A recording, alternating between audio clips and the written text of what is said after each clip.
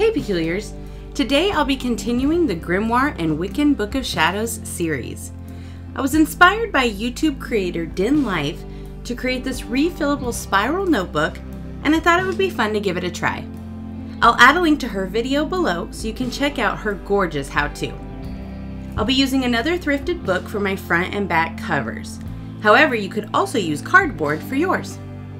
I used cotton quilting fabric by purchasing 2 fat quarters from Joann's Fabric, one for the front and one for the back. If you'd like to see how I dissected my thrifted book, check out my last video for all the details.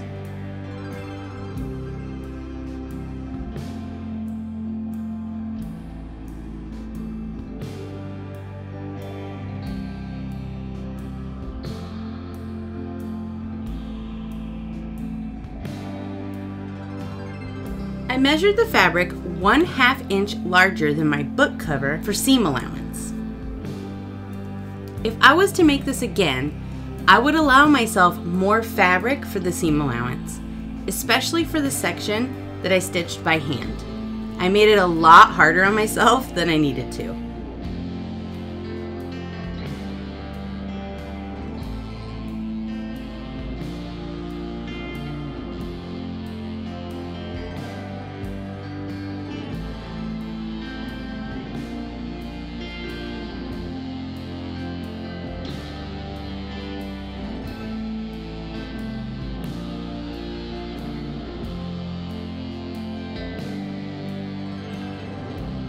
I doubled the width of the cover and added an extra 1/2 inch.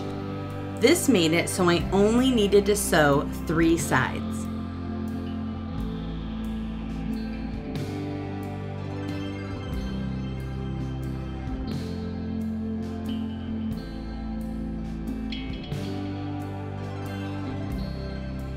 Place the fabric with the pretty sides facing each other.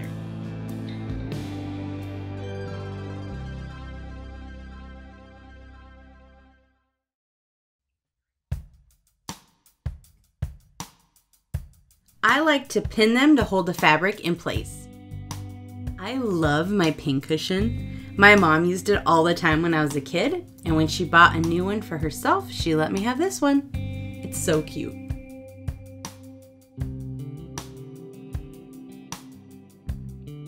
Sew together 2 sides of the fabric cover. We're going to leave one side open so you'll be able to slide the book cover into it.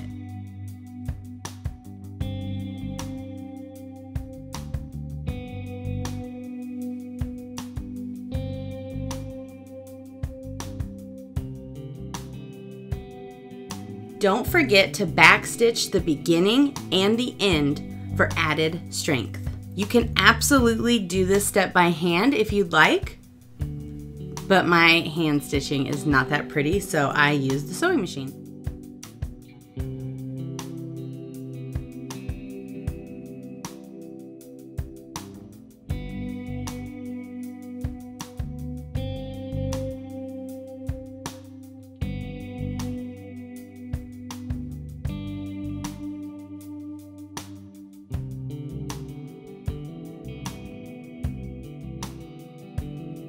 Trim off excess fabric, but be careful not to cut the stitches. Press stitches with an iron to keep those edges pretty. Flip the fabric right side out. I like to give it one more press once it's right side out again with the iron. Place your book cover inside.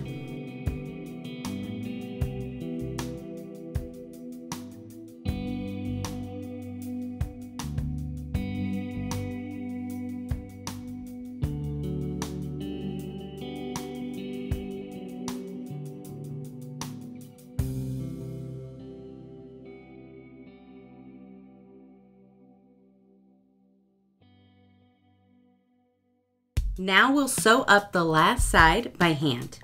Grab some matching thread. I got all this thread at an estate sale for $5 about 10 years ago, and I'm always able to find a matching color in it. I could have done this earlier and matched the thread, but I'm lazy and my white thread was already in the sewing machine and it worked just perfectly. Add a knot to the end of your thread and stitch it closed.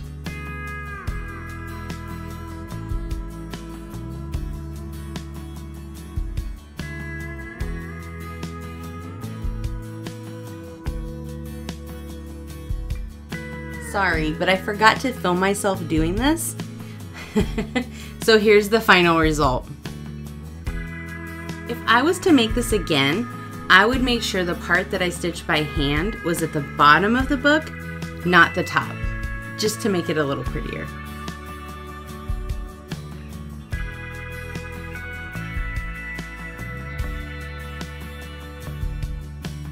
Okay, now I'm going to make my hole punch template.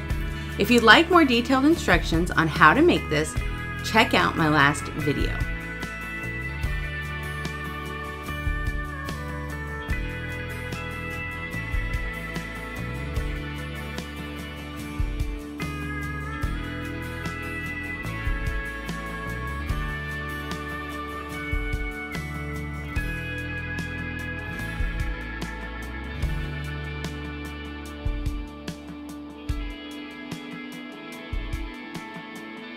I marked roughly the halfway point and then 2 inches in from the top and 2 inches in from the bottom.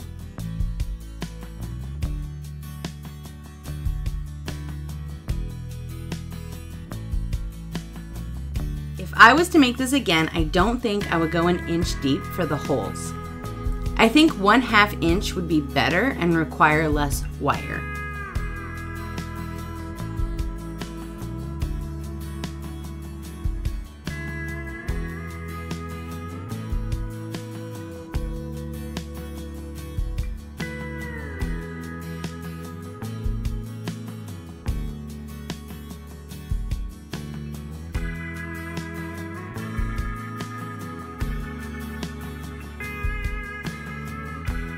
Now I used my heavy-duty hole punch to create the holes. If you used cardboard, you should be able to use a regular hole punch.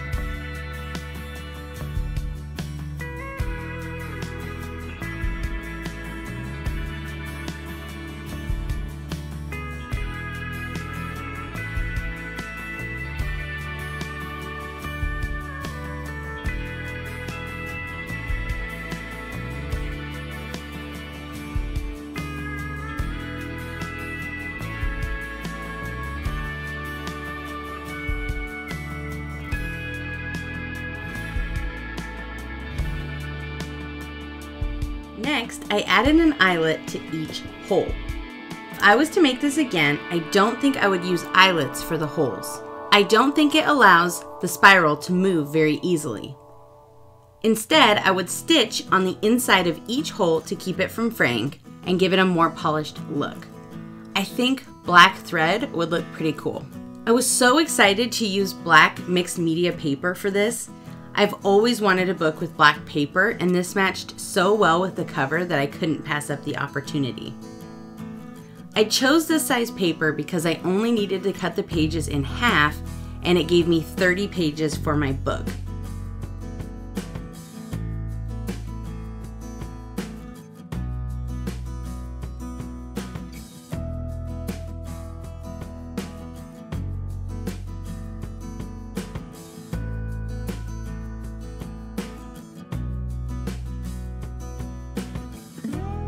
Cut the paper to fit your covers. I recommend at least 1/2 inch shorter than your cover on each side.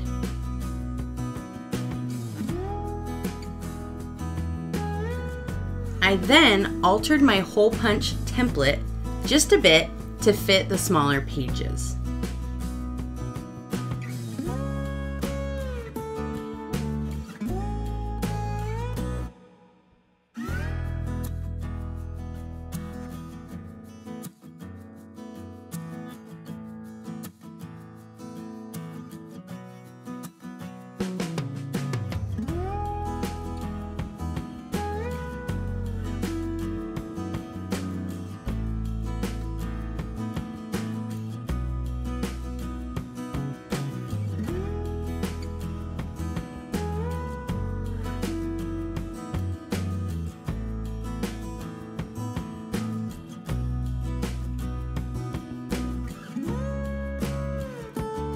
Okay, now for the spiral. I just grabbed some wire my husband had in his gaming/craft room, and I would say it's about a 16 to 18 gauge wire. The exact measurements are going to vary a bit depending on the size of your covers, but I'll walk you through what I did. First, using a wire cutter, snip your wire 5 to 6 lengths of your book. When in doubt, overestimate because you can always cut the excess away. I repeat, overestimate. I used some needle nose pliers to save my fingers. Place the wire at the top of the book and make your first bend at the first hole. Now, measure out the length your spiral needs to be. Mine is 5 inches. Then bend. It's important that you make this bend tight because it will need to go through your book holes.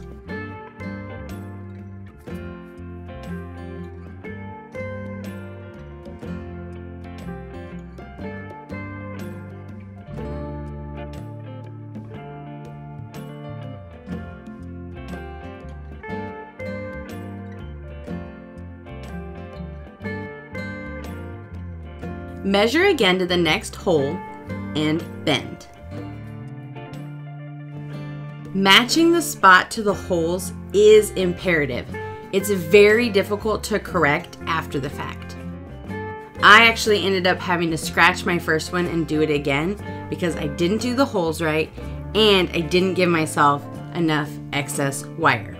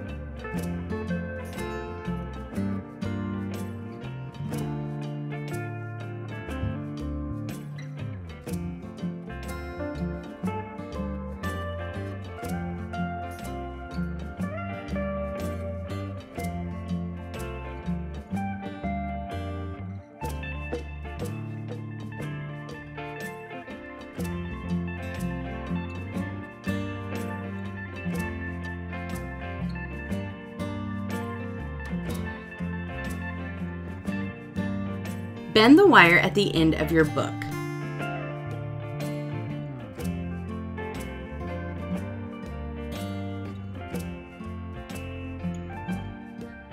Now we'll use the excess to make our binding more sturdy by winding it back through.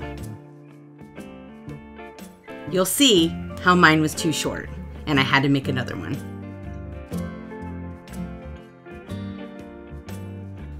Bend back the end piece to keep it from snagging.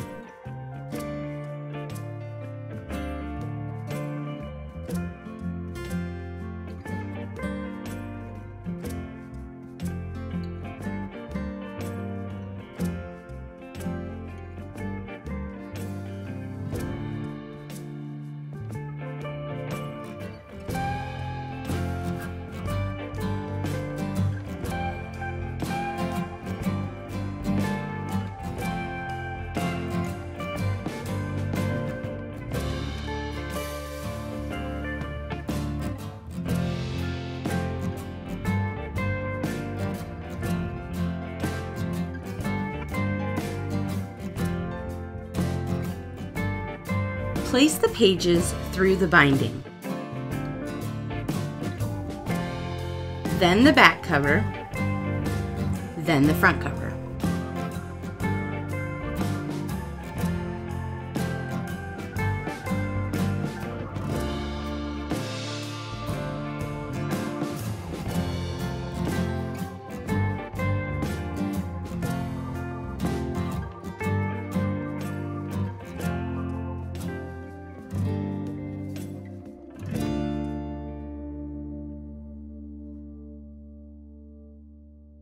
Bend back each spiral and align with the holes.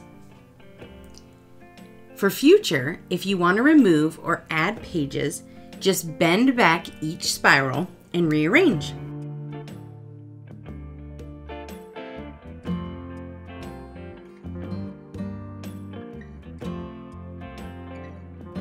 I truly hope that you found this helpful and inspiring.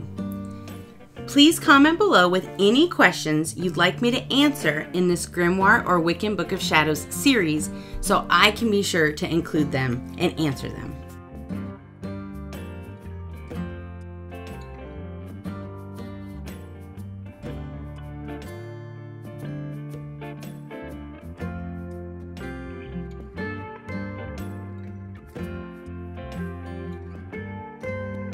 Lots of love to all you peculiars, and remember, as always,